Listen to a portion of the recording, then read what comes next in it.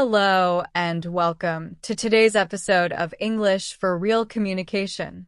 I'm your host, and together we'll explore how to use English not just as a subject, but as a tool to connect with people. Our goal today is simple: to understand how communication works in English and to practice it in ways that build confidence, clarity, and cultural awareness. Let's begin with one of the most important skills in English: clear communication. Clear communication means your listener understands your message easily, without confusion. It's not about speaking fast or using big words. It's about being understood. When you speak, slow down just a little. Many learners rush, but slowing down helps your words sound clearer. For example, listen carefully. Can you help me, please? Now repeat after me. Can you help me, please? Good. Notice how I pause slightly before please. That pause makes the sentence easier to understand. Try saying, "Could you say that again?" Now repeat. "Could you say that again?" Excellent. Remember, short pauses are powerful. They give your listener time to process. Another tip for clear communication is to use simple sentences. Instead of saying, "I was wondering if perhaps you might be able to assist me with this particular issue," you can simply say, "Can you help me with this?" Both are correct, but the second one is clearer and easier for everyday use. Repeat after me. "I didn't understand. Could you explain?" Now try. "What do you mean?"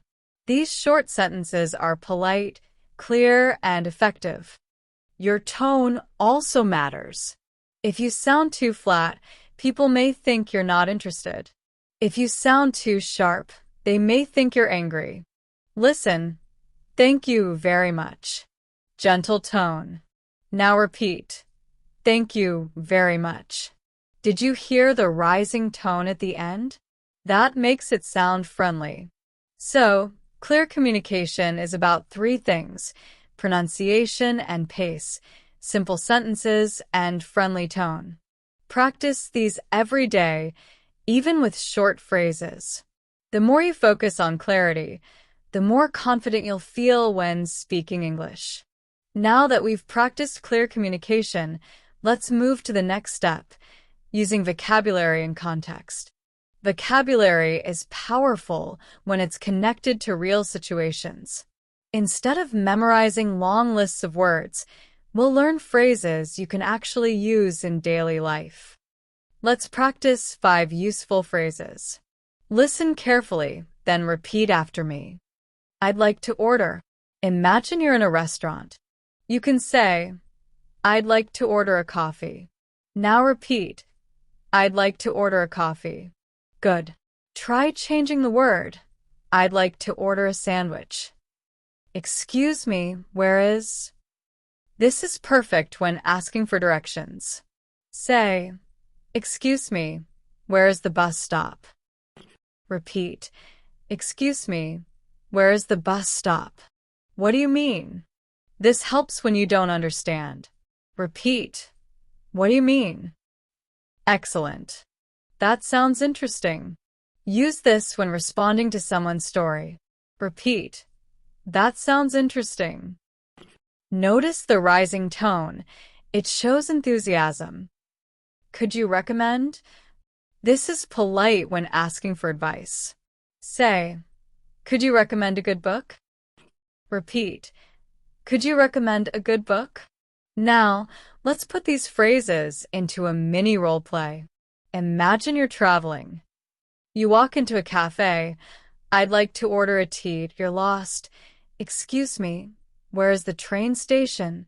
Your friend says something confusing. What do you mean? They tell you about their trip. That sounds interesting. Finally, you ask, could you recommend a nice place to visit? Pause the podcast and try saying all 5 sentences together as if you're really in that situation. So, vocabulary becomes powerful when you use it in context. Don't just memorize, practice in real situations. The more you connect words to daily life, the faster your English will grow. Confidence is the secret ingredient in learning English. You can know grammar and vocabulary, but if you're too shy to speak, your knowledge stays locked inside. Confidence unlocks your English. It allows you to share your ideas, connect with people, and grow. Many learners feel nervous. They think, what if I make a mistake? But let me tell you, mistakes are not the enemy. Mistakes are teachers. Every time you make one, you learn something new. Think of a child learning to ride a bicycle. At first, they wobble, they fall, but each fall teaches balance. In the same way, every mistake in English teaches you how to improve. Now, let's practice some positive affirmations. Repeat after me. Mistakes help me learn that I am improving every time I speak, that I am brave when I try that I can communicate in English. Say these sentences with energy. Speak them loudly, as if you are talking to a friend. When you say positive words, your brain starts to believe them and your confidence grows stronger. Let's do a speaking exercise together. I'll give you a sentence and I want you to repeat it aloud. Don't whisper, say it clearly. Ready? I can speak English that I am learning every day, that I am confident when I speak. Now, let's make it more fun. Imagine you're introducing yourself at a meeting.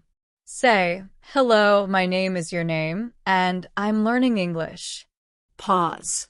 Try it again, but this time smile while you speak. Smiling changes your tone. It makes your voice sound friendly and confident. Next, imagine you're at a shop. Say, excuse me, how much is this? Good.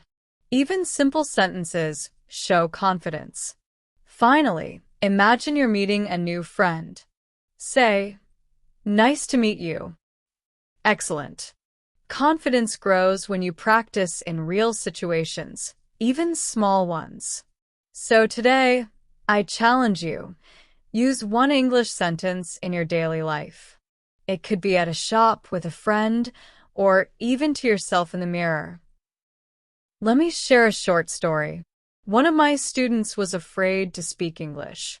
She thought people would laugh at her mistakes, but she decided to try. Every day, she spoke one sentence in English. At first, she was nervous, but after a week, she noticed something. People understood her. They didn't laugh. They encouraged her. And slowly, her confidence grew. This shows that confidence is not about being perfect. It's about being brave enough to try. Every word you speak in English is a victory. So remember, confidence is built step by step. Speak loudly, smile, use simple sentences, and don't fear mistakes. The more you practice, the stronger your confidence will become. English is not just about rules, it's about connection. And confidence is the bridge that makes connection possible. English is more than grammar and vocabulary. It's also about culture, how people use the language in different situations. If you understand cultural differences, your communication becomes more natural and authentic. In English, the way you speak changes depending on the situation. For example, in a formal setting like talking to a teacher, a boss, or at an interview, you might say, "Good morning, how are you today?" Now repeat, "Good morning, how are you today?" But in an informal setting, like talking to a friend, you might say, "Hey, what's up?" Repeat, "Hey, what's up?" Both are correct, but they fit different situations. Using the right style shows respect and builds connection. Imagine you're meeting your professor. Say, "Good morning, professor." Now, imagine you're meeting your best friend. Say, "Hey, what's up?" Notice the difference in tone and word. S. Politeness is very important in English communication. Words like please, thank you, and excuse me are used often. Even small requests sound friendlier with these words. For example, can you help me? Becomes can you help me, please? Repeat, can you help me, please? Another example, where is the station? Becomes excuse me, where is the station? Repeat, excuse me, where is the station? These polite words show respect and make conversation smooth. Her. English also has many idioms, phrases that don't mean exactly what the words say. For example, break the ice means to start a conversation. Piece of cake means something is very easy. Hit the books means to study hard. Repeat after me. Learning English is a piece of cake. Now try. Let's break the ice.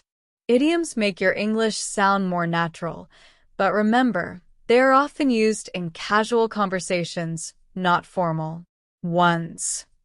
So, cultural connection in English means knowing when to be formal, when to be casual, and how to use polite words and expressions. Pay attention to the situation and the person you're speaking with. The more you notice these differences, the more natural your English will sound. Remember, English is not just about speaking, it's about connecting. By understanding cultural differences, you'll communicate with confidence, respect, and authenticity. Practice these phrases in real life, and soon you'll feel the rhythm of English culture in your conversations.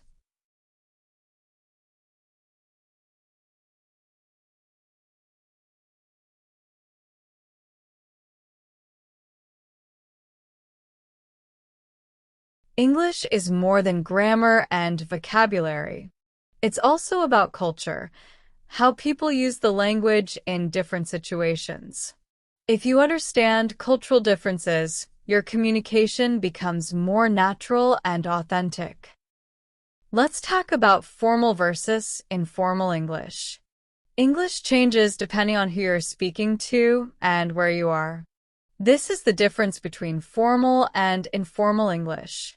Formal English is used in professional or respectful situations, like speaking to a teacher, a manager, or during an interview.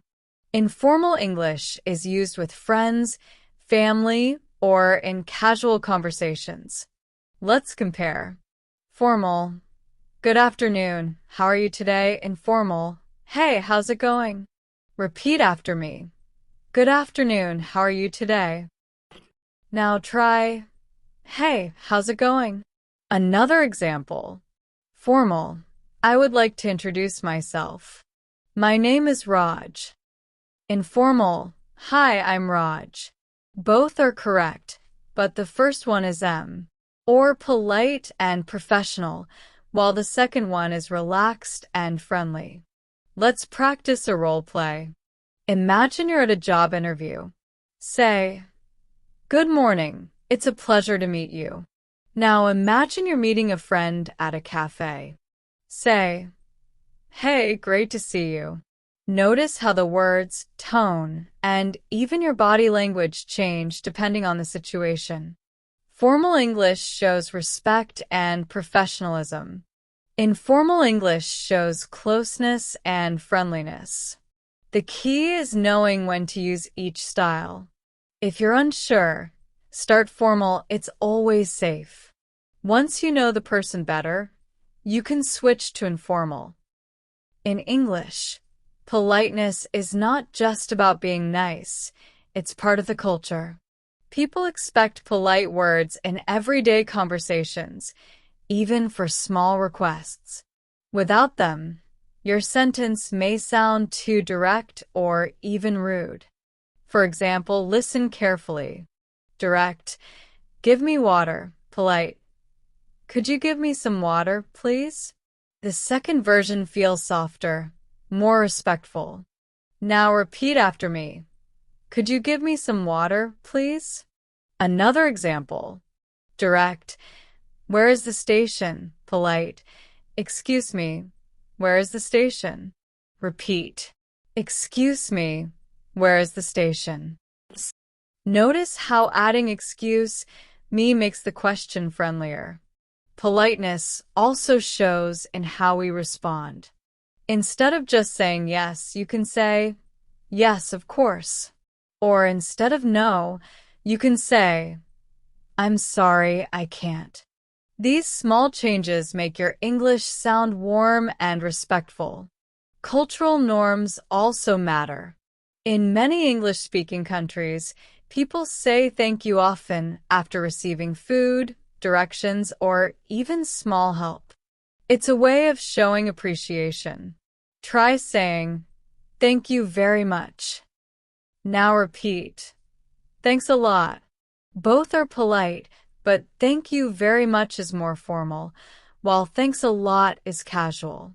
So remember, polite words like please, thank you, and excuse me are not optional. They are part of English culture. Using them makes your communication smoother and helps you connect with people respectfully. English is full of idioms, special expressions that don't mean exactly what the words say. Idioms are part of culture, and using them makes your English sound more natural and connected to everyday life. Let's look at a few common idioms. Break the ice. This means to start a conversation in a friendly way. For example, at the party, I told a joke to break the ice. Repeat after me. Let's break the ice. Piece of cake. This means something is very easy. For example, the test was a piece of cake. Repeat. Learning English is a piece of cake. Hit the books. This means to study hard. For example, I need to hit the books before my exam. Repeat. I will hit the books tonight. Under the weather. This means feeling sick or not well. For example, I didn't go to work because I was under the weather. Repeat. I'm feeling under the weather today.